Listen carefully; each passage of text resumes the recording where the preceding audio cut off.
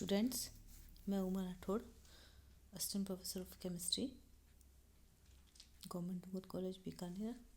आज हम BSc part third के पेपर थर्ड में हमारा जो टॉपिक चल रहा है स्पेक्ट्रोस्कोपी, उसमें आईआर स्पेक्ट्रोस्कोपी को ख़त्म करते हुए रमन स्पेक्ट्रोस्कोपी शुरू करेंगे। आज हम रमन जो स्पेक्ट्रम है उसके बारे में थोड़ी सी जानकारी लेंगे।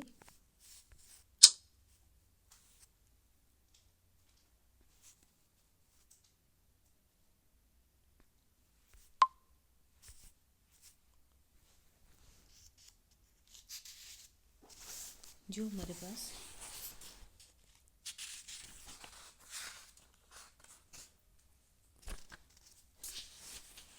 in 1928 Sir C.V. Raman discovered that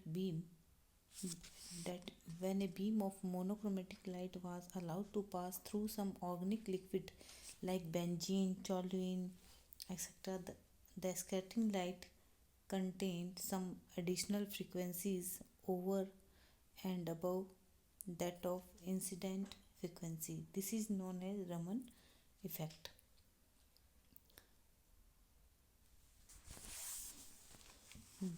The line whose wavelength have been modified in Raman effect are called Raman lines.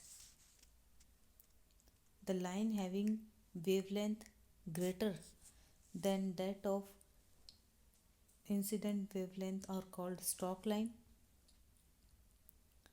and those having shorter wavelength or high frequency are called anti-stroke line. यानी जो shorter wavelength वाली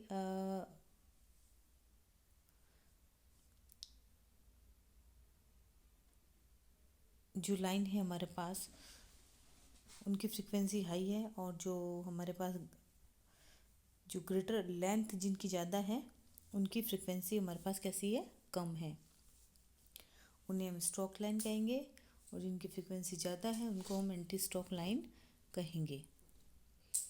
Line having the same wavelength or same frequencies are those of incident radiation are called relay lines.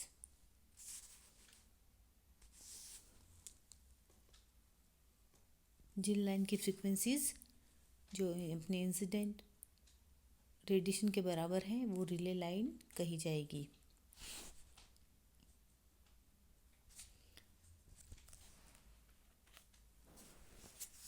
अब देखिए, ये incident line sample में से पास होते हुए ट्रांसमिटेड लाइन, और यहाँ से ये सैंपल में से क्या होती है, स्कैटरिंग होती है। यदि जैसे एक वर्णी प्रकाश का एक तीव्र पुंज की पारदर्शी पदार्थ में से ट्रांसमिटेड जो पदार्थ गुजारा जाए, तो एक प्रकाश पुंज का कुछ भाग पदार्थ के अणुओं के द्वारा स्कैटर यानी प्रकर्णित हो जाता है। विद्युत चुम्बकीय विकिरण के विद्युत क्षेत्र से पदार्थ के अणुओं में ध्रुवता यानी पोलरिटी आ जाती है। जैसे उसका जो इलेक्ट्रॉन अभ्र है, इलेक्ट्रॉन क्लाउड है, आपतित किरणों की जो फ्रिक्वेंसी है μ0 से दोलन कर लेता है। आपतित यानी इंसिडेंट लाइट।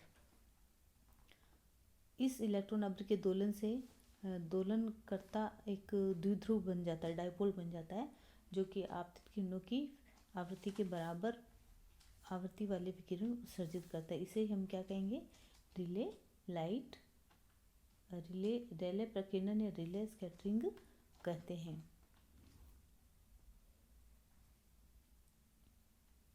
रिले प्रकीर्णन सभी विकिरणों में सभी दिशाओं में उत्सर्जित होते हैं। यदि आपतित विकिरणों के लंबवत एक डिटेक्टर लगाया जाए तो रिले प्रकीर्णन को प्रेक्षित किया जा सकता है।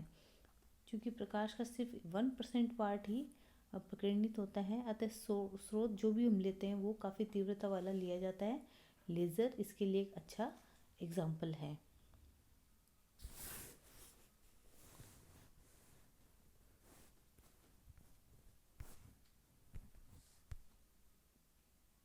ये देखिए, हम देख सकते हैं ये जो आपतित इनकी जो फ्रिक्वेंसीज है वेवलेंथ की, लाइनों की जो वेवलेंथ है उनकी फ्रिक्वेंसीज आपतित जो हमारे पास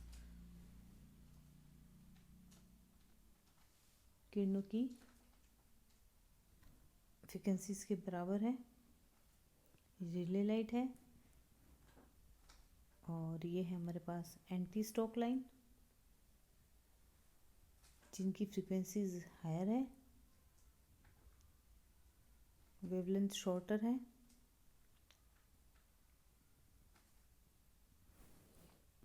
और ये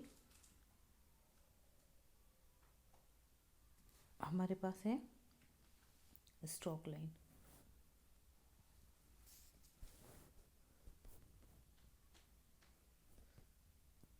If mu1 represent the frequency of incident radiation, mu r is that of Raman line, then Raman shift del nu is defined as del nu is equal to incident light की frequency minus Raman line की frequency.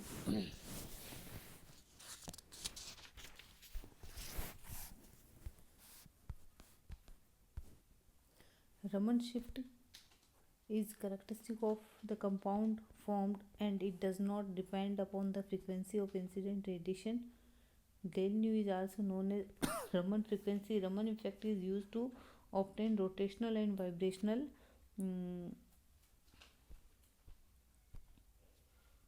transitions of homonuclear and heteronuclear molecules.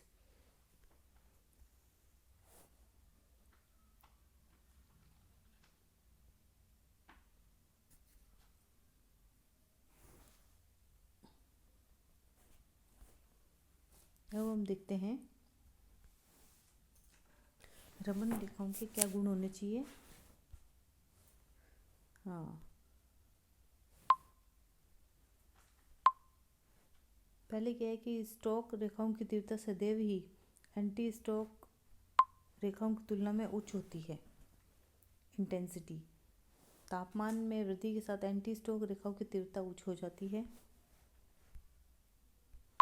यदि Raman shift del nu का मान सामान्यतः 100 से 3000 centimetre inverse के क्षेत्र में है तो विद्युत चुंबकीय स्पेक्ट्रम का पास तथा दूर आईआर क्षेत्र है। रमन रेखाएं मूल रेखाओं के समानांतर सममित रूप से व्यवस्थित होती है।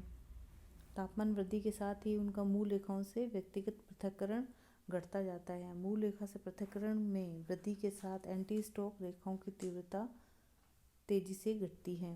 मूल रेखा और परिवर्तित रेखा के मध्य आवृत्ति अंतर पदार्थ के अवशोषण बैंड की आवृत्ति को दर्शाता है।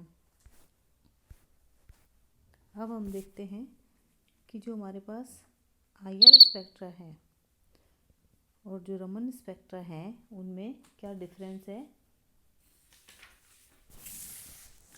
सबसे पहले हम देखते हैं कि जो आईआर स्पेक्ट्रा है ये क्या है, इलेक्ट्रोमैग्नेटिक स्पेक्ट्रम प्रदर्शित करता है। यानी यह भी विद्युत चुम्बकीय स्पेक्ट्रम के आईआर क्षेत्र में प्रदर्शित होता है। और रमन के लिए हम कहेंगे कि विद्युत चुम्बकीय स्पेक्ट्रम के आईआर क्षेत्र में प्रदर्शित होता है। यानी दोनों में समानता है।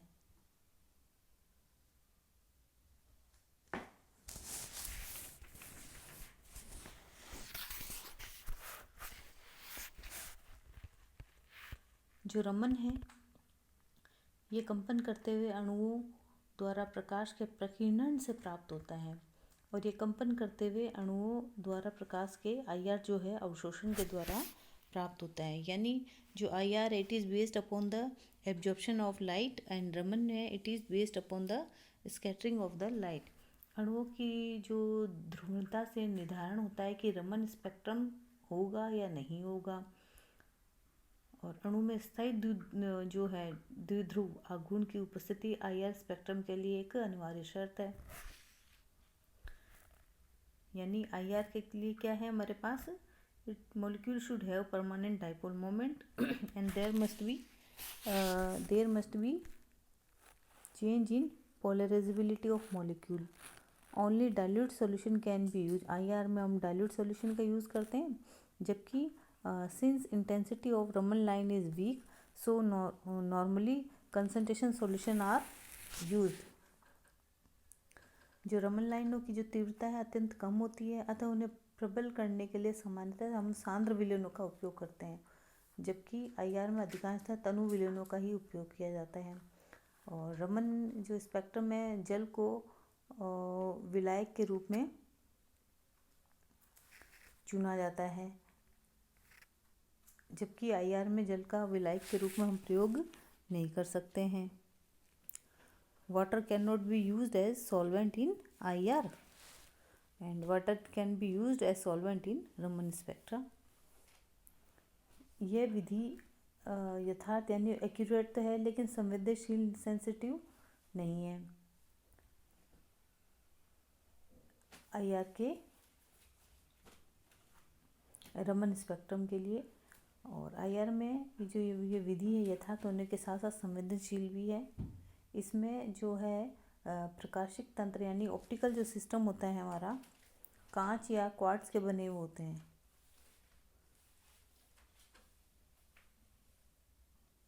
रमन स्पेक्ट्रम में, और इसमें प्रकाशिक तंत्र यानी ऑप्टिकल सिस्टम CaF2 या NaBr जैसे विशेष क्रिस्टल से बने हुए होते हैं। Sample is made of CaF2 और NaBr. Sample cell is made of either glass or quartz. Compound or may not be pure. Raman में compound should be pure. IR में homonuclear diatomic molecule are IR active, जबकि इसमें है homonuclear diatomic molecule are IR active है, जबकि रमन के अंदर homonuclear diatomic molecule are IR inactive. जैसे H2O2 है, ये तो IR इनएक्टिव होंगे, जबकि रमन में IR एक्टिव होंगे।